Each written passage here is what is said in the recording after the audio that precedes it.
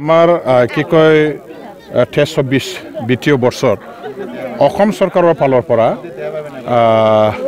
৯টা স্কিমৰ সমষ্টিৰ গৰাখহনীয়া প্ৰতিৰোধৰ কাৰণে চেংচন কৰি আনিছিলোঁ আৰু এই চেংচনৰ থকাটো আজি আমি কি কয় কেজৰবাৰী গাঁওখনতো পুঁজি হিচাপে মই দিছিলোঁ ১,৬৫,০০,০০০ টকাৰ এটা ১,৫০,০০,০০০ টকাৰ কাম ইয়াত SOPD ফাণ্ডৰ পৰা জলসম্পদ বিভাগে কাম কৰিব আৰু সেইটো ষ্টেট গভৰ্ণমেণ্টৰ ফাণ্ড আৰু ইয়াৰে আজি কেজৰবাৰী গাঁওখনত মই আধাৰশিলা স্থাপনটো কৰিছোঁ।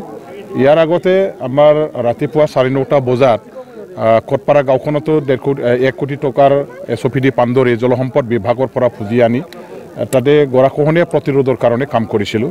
আজি মানে কি কয় আধাৰশিলা স্থাপন কৰিছিলোঁ। নেক্সটত মই আকৌ দুটা ঠাইত আকৌ মানে ফাউণ্ডেশ্যন কৰিম আমাৰ বামুণীগাঁও আৰু ৰিমিজিমি গাঁওখনত যে মোৰ সমষ্টিত টোটেল সৰু ডাঙৰ এতিয়া হিচাপ কৰিলে ৮টা-৯টামান নদী পাব। ইয়াৰ ভিতৰত চবতকৈ গৰাখহনীয়াৰ কাৰণে সমস্যাৰ সৃষ্টি হোৱাটো আমাৰ গংগা নদীৰ দুয়োপাৰে থকা গাঁওবিলাকত মই দেখা পাওঁ। হিমালয়ৰ পৰা বৈ অহা আমাৰ এই নদীখনৰ যিটো কাৰেণ্ট একেবাৰে বিৰাট ষ্ট্ৰং হোৱাৰ কাৰণে দুয়োপাৰে যিবিলাকে এতিয়া গাঁও ইয়াত মানে বহুৱাই বা বহি আছে ৰাইজ তেখেতসকলৰ ঘৰ বাৰী খহনীয়া হোৱাৰ কাৰণে একেবাৰে বিৰাট বিষম ক্ষয়ক্ষতিৰ সন্মুখীন হ'ব লগা হয়। প্ৰত্যেক বছৰে আমাৰ হাজাৰ হাজাৰ মানুহবিলাকৰ মাটি বাৰী নদীত জাগ হয় আৰু এইবিলাক প্ৰতিৰোধ কৰিবৰ কাৰণে আজি আমাৰ অসম চৰকাৰৰ পুঁজি তেখেতসকলে যিটো দিছে ইয়াৰ দ্বাৰা দি প্ৰতিৰোধ কৰিবৰ কাৰণে মই ব্যৱস্থা কৰি আছোঁ।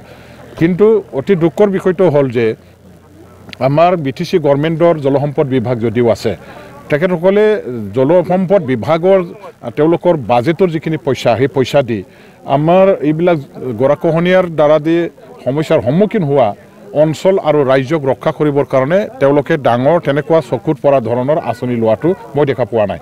সেইটো অতিকৈ দুৰ্ভাগ্যজনক আৰু বেলেগ বেলেগ যদিও স্কিম আছে আমাৰ মানে BTC গভৰ্ণমেণ্টৰ সেইবিলাক স্কিমবিলাক আমি এপ্লাই কৰি পেলাই ব্যৱহাৰ কৰি পেলাই ৰাইজৰ ক্ষয়ক্ষতিটো যাতে নহয় ৰক্ষা কৰিবৰ কাৰণে কাম কৰিব লাগিছিলে।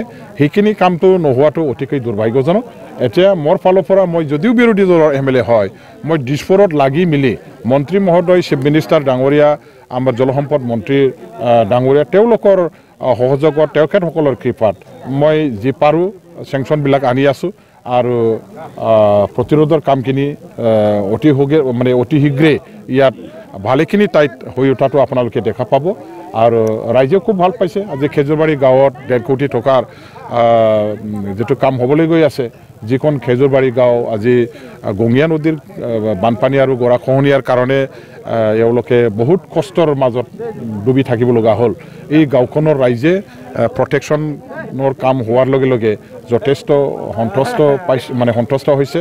অকল জলসম্পদ বিভাগৰ কথা ক'লে সেইটো মানে শুদ্ধ নহ'ব। BTCত যিমানটা ডিপাৰ্টমেণ্ট আছে এই ডিপাৰ্টমেণ্টবিলাকৰ EMবিলাকে ৰাইজৰ কাৰণে তেওঁলোকে কাম কৰিবলৈ যিখিনি প্ৰতিশ্ৰুতি প্ৰদান কৰিছিলে সেইবিলাক প্ৰতিশ্ৰুতি মানে পালন কৰাত ব্যৰ্থ হৈছে।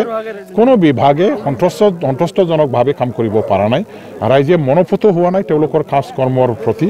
গতিকে টোটেল BTC গভৰ্ণমেণ্ট হিচাপে মানে তেওঁলোকে উন্নয়নৰ কামৰ বেলেকাত মানে চূড়ান্তভাৱে বিফল হৈছে। সেইটোকে আমি আজিৰ দিনত বিধায়ক মহোদয়ে ৰাতিপুৱাৰ পৰা কেইবাটাও আঁচনি উদ্বোধন কৰিলে আৰু বিশেষকৈ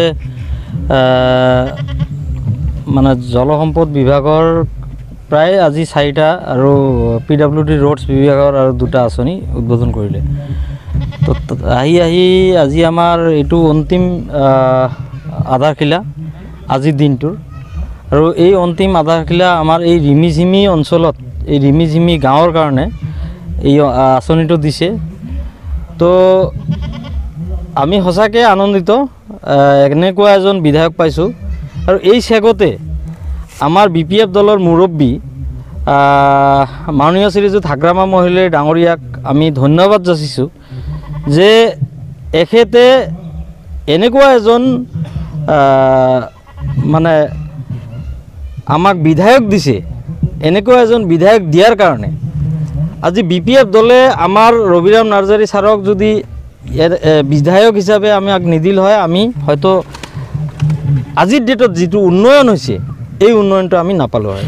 তো সেইটো কাৰণে আমি প্ৰথমতে আমাৰ BPF দলৰ মুৰব্বী হাগ্ৰামা মহিলাৰী ডাঙৰীয়াক ধন্যবাদ দিছোঁ আৰু তাৰ লগতে আমাৰ বিধায়ক মাননীয় ৰবিৰাম নাৰ্জাৰী ছাৰক ধন্যবাদ দিছোঁ।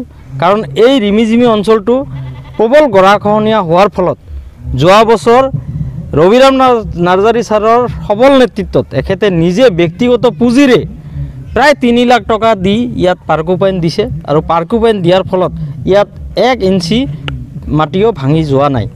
আৰু তাৰ পিছত আজি প্ৰায় 1,75 লাখ টকা দি ইয়াত এটা জলসম্পদ বিভাগৰ পৰা এটা আঁচনি চেংচন দিছে আৰু আজি অহাকালিৰ পৰা কাম আৰম্ভ হ'ব।